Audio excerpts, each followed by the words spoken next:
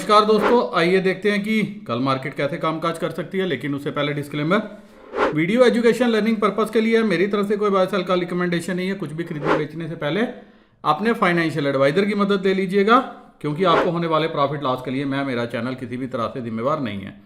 दोस्तों, जो आगे डाटा शीट हम स्टडी करेंगे, ये मेरा ट्विटर हैंडल है, आप यहाँ से प्राप्त कर सकते हैं। और यही मेरा टेलीग्राम चैनल भी है, मार्केट्स विद एफबी। और मैं सुशांत बख्शी आपके साथ फिर डिस्कस करने लगा हूँ कि कल मार्केट की दिशा दिशा क्या रह सकती है, डाटा कैसे बना है और क्या इंडिकेट कर रहा है। दोस्तों, हमने पहले ही देखा था, जो परसों के लिए वीडियो था, मैंने एक ही बात बोली थी, डाटा बुलिश है। आज भी अगर आप मेरे टेलीग्राम चैनल के मेंबर हैं तो 16,700 इस लेवल पे जिस हिसाब से मार्केट कामकाज कर रही थी और डाटा बिल्टअप हो रहा था, तो मैंने कहा था कि लग रहा है कि बड़े प्लेस मार्केट को ऊपर ले जाने की कोशिश करेंगे। और वही हुआ। काफ़ी देर इस लेवल के ऊपर नूरा कुश्ती करते हुए अल्टीमेटली मार्केट ऊपर गई और 16,900 के लेवल तक जो है वो टच किया। डाटा अगेन बुलिश है। रिटेलर बेरिश व्यू लेके गया, एफआईआई बुलिश है, प्रॉस जबरदस्त बुलिश है, डीआईआई भी बुलिश है। नेट बेसिस पे रिटेलर 67,000 कंट्रैक्ट के लगभग लॉन्ग है। प्रॉस 12,000 के लगभग 12,000 कंट्रैक्ट से ज़्यादा शॉर्ट है। एफआईआई नंबर कम किया है, कुछ लॉन्ग ऐड किए हैं, कुछ शॉर्ट भी क्लोज किए हैं। अब इनके पास 24,319 कंट्रैक्ट है जो शॉर्ट साइड में है। डीआईआई 30,000 कंट्रैक्ट यहाँ पे शॉर्ट है, नंबर इन्होंने बढ़ाया है। और कॉल साइड में 1 लाख से ज़्यादा कंट्रैक्ट जो है रिटेलर शॉर्ट है। 1,54,000 1,54,678 कंट्रैक्ट एफआईआई लॉन्ग है। 45,967 कंट्रैक्ट प्रॉस शॉर्ट है और 959 कंट्रैक्ट डीआईआई के पास है। पुट साइड में 2,11,000 कंट्रैक्ट रिटेलर के पास है। अब देखिए 3 लाख से ज़्यादा जो राइट किया हुआ था, बेचा हुआ था, अल्टीमेटली इसने पुट ली है। अब इसके पास 2,11,000 कंट्रैक्ट शॉर्ट हैं। 2,35,000 कंट्रैक्ट एफआईआई के पास भी है। अच्छी खासी ये तैयारी करके चल रहे हैं।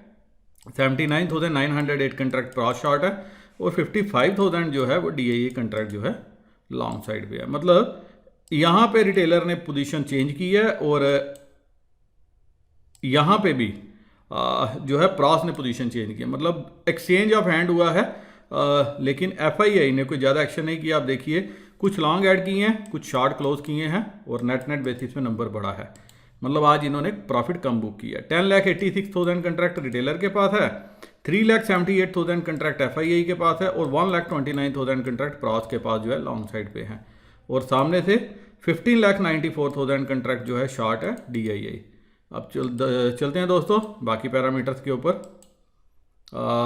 SGX निफ्टी ऑलमोस्ट ऊपर ही है, फ्लैट कामकाज करी है। यूएस मार्केट फ्यूचर आप देख सकते हैं 7/22 फ्यूचर जो है 33,000 तो 155 पॉइंट ऊपर है। S&P भी ऊपर है, नास्डाक भी थोड़ा सा ऊपर है, लेकिन ऊपर से काफ़ी ये नीचे आए हैं। जो इन्होंने डे हाई हिट किया था जब हम ट्रेड करे थे, वहाँ से नीचे आए हैं। वहीं 101 पॉइंट जो है वो यूरोपियन मार्केट भी नीचे है, ऊपर से जो है दबाव दिखाया और नीचे कामकाज कर रहे हैं। और ब्राज़ील 1000 पॉइंट नीचे है। बाकी मार्केट भी ऐसे ही कामकाज करें और हम जो है ऊपर नीचे SGX निफ्टी कामकाज कर रही है। आज पूरे का पूरा सेटअप जो है इनका भी चेंज हो गया। अब चलते हैं कैश मार्केट में। 176 करोड़ की सेलिंग एफआईआई ने की है, 1,000 करोड़ की बाइंग जो है वो डीआईआई ने की है। अब निफ्टी फ्यूचर क्लोजिंग हुई है 16,871। मैं सीधा 16,800 पे चलूँगा। डाटा यहाँ पे 16,800 पे देखिए दोस्तों, यहाँ 26,000 कंट्रैक्ट हैं और यहाँ 40,000 कंट्रैक्ट है। किसी भी सूरत में ये लेवल डिफेंड होना चाहिए था, लेकिन ये लेवल इतना इंपॉर्टेंट था कि प्लेस जो है इसके ऊपर मार्केट को खींच के आगे, क्योंकि राइटिंग जो है ये हमारे रिटेलर कर रहे थे दिन भर और पुट खरीद रहे थे।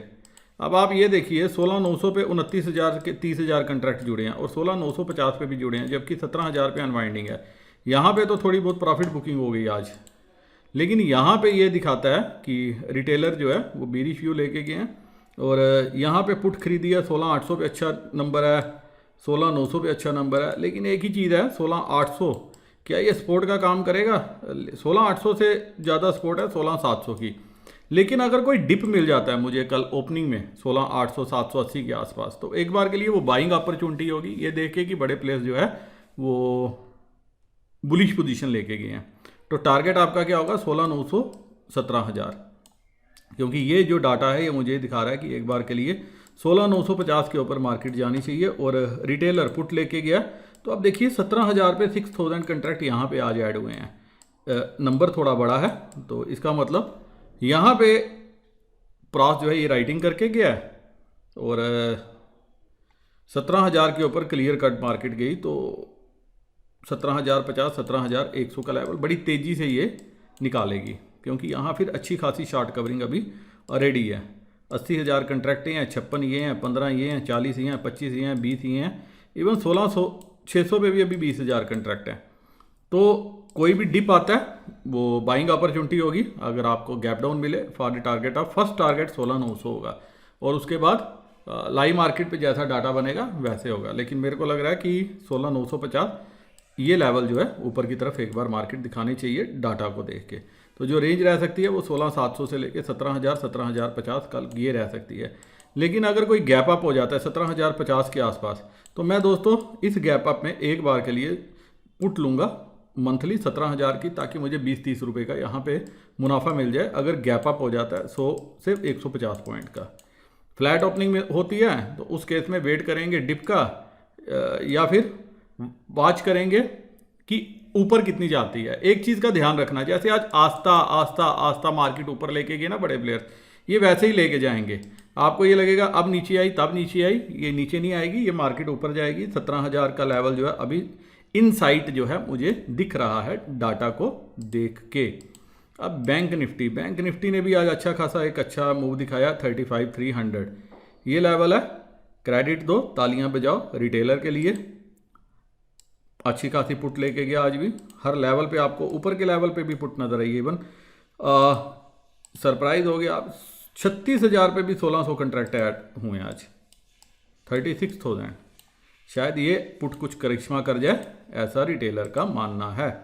तो सपोर्ट जो है कल के लिए 35,000 नीचे की तरफ है, 36,000 ऊपर की तरफ है, 35,500 बीच में हल्का सा रेजिस्टेंस का लेवल है।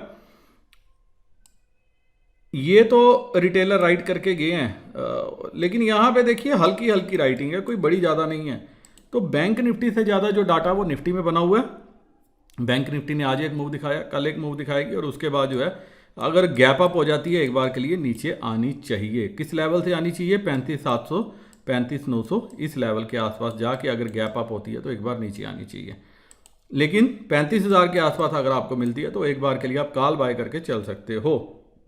लेकिन दोस्तों बैंक निफ्टी धोखा दे सकती है, निफ्टी नहीं देगी। वो इसलिए कि अगर इसके आसपास ओपन हुई तो रिटेलर ऐसा ना हो कि कूद के यहाँ 35,000 की कॉल पे दोबारा बाय कर ले, और ये क्या करें फ़ौरन यहाँ से अपनी कॉल छोड़ के पुट जो है उससे वापस खरीद ले, क्योंकि वो पुट बेचेगा और कॉल बाय करेगा। बैंक निफ्टी मुझे अभी डाटा इतना कंफर्ट नहीं दे रहा, क्योंकि बड़ी हल्की है, 11,000 15,000 12,000 13,000, तो यहाँ कोई शॉर्ट कवरिंग इतनी ज़्यादा नहीं है।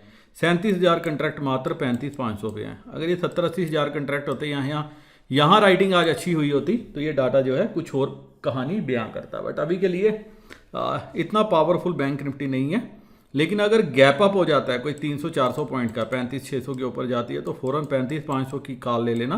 आपको 200 से 300 पॉइंट का मूव 35,800 35,900 तक ये जाती हुई नज़र आ सकती है। और अगर 35,000 तक आएगी तो मैं दोस्तों एक बार के लिए ज़रूर कॉल बाय करूँगा इस लेवल के आसपास,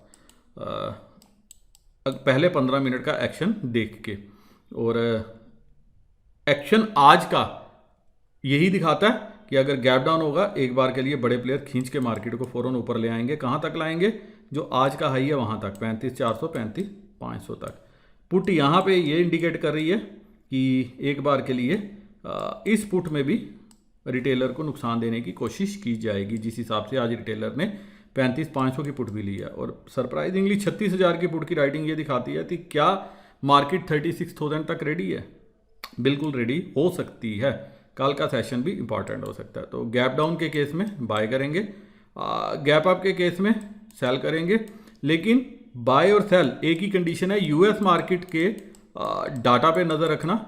यूएस मार्केट के फ्यूचर पे नज़र रखना। एशिया पॉजिटिव ट्रेड करना चाहिए, फ्यूचर पॉजिटिव होना चाहिए, यूएस मार्केट के फ्यूचर पॉजिटिव होने चाहिए, तब बाय अटैम्प्ट करना यहाँ पे 35,000 पे।